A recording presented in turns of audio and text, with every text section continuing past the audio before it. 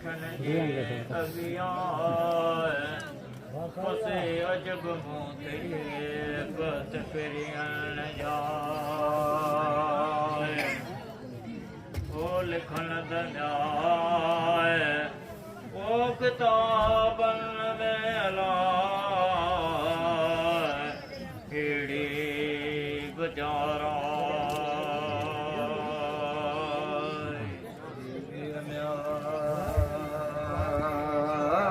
डिठाई रात में अला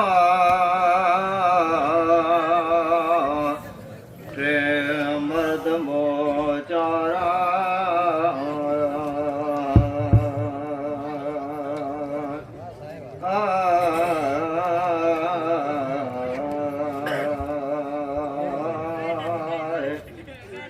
एक जे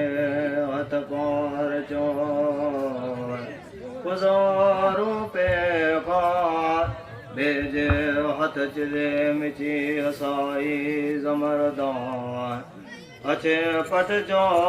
पार चो साण सटे हमरा ओ लिखन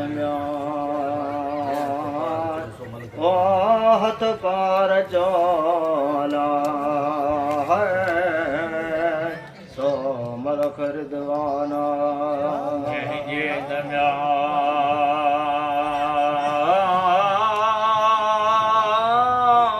बार चोला मथों मकाना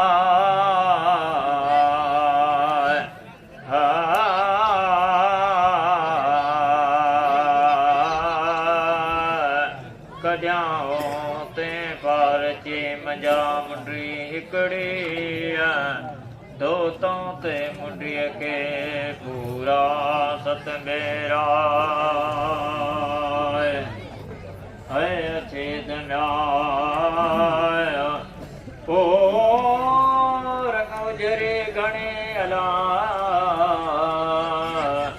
वरण सुवारी असा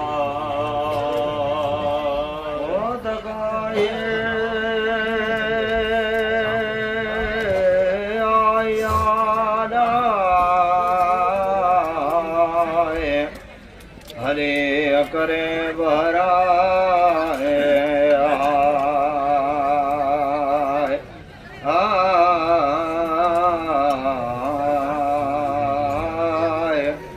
नूर जे निरार में अघणो सुहारा से हली करे आया बीबी जे घर भरा ओ माण्हू जी म्या सूरत में अलाए आए पर टे मलाइक ओ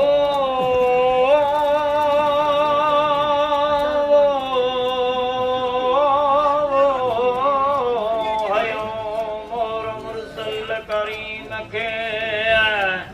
बिने गुलन जाम्या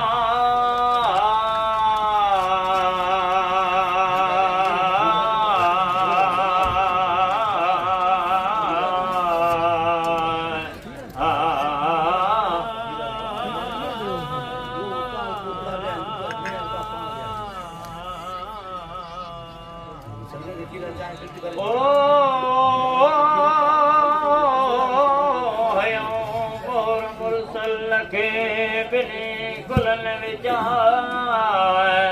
लिख जीरो मूर्ति ला इलाहा इल्लल्लाह मुहम्मद रसूलुल्लाह लिखा है चिटा हरफ बदरा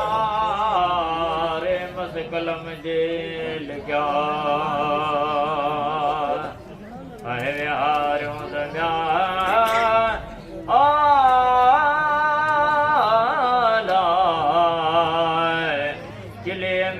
विच में मुझो सैयद सरसारा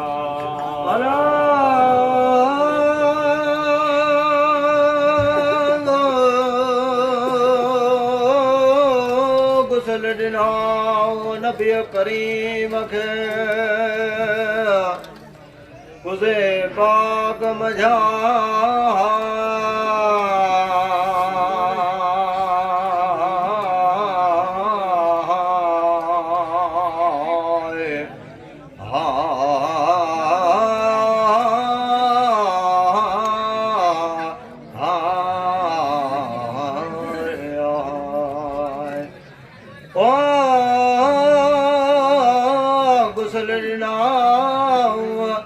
नबी करीम खे कुज़े पाक मझाए तेल मखियाऊं अंगरे अखिल सुरमू पाए फिरत ॾिनाऊं प्रिय रसूल खे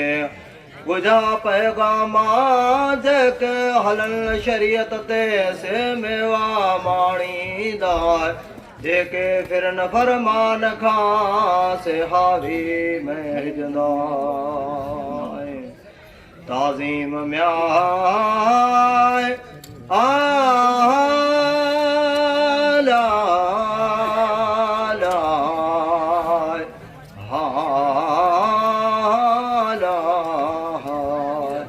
क्यों नबी करीम जे कुरमन शू कोडो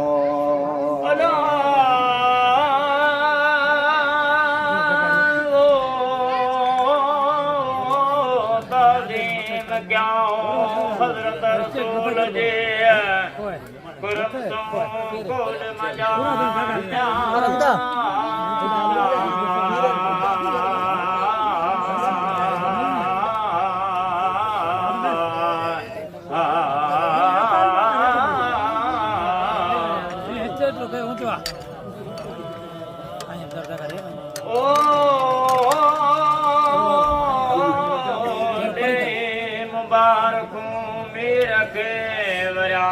मलक मौले जा पूजो कुर्ब बेतन जो है तुगे आगे कयो बता राज़े ते रमज़ान ते या सजा सैयदा जो सलातो हज़रत रसूल करीम ते अल्लाहुम्मा सल्ली अला लखें दम दम दुरूद तू मथे ले आयो मते दम्या को भी क्या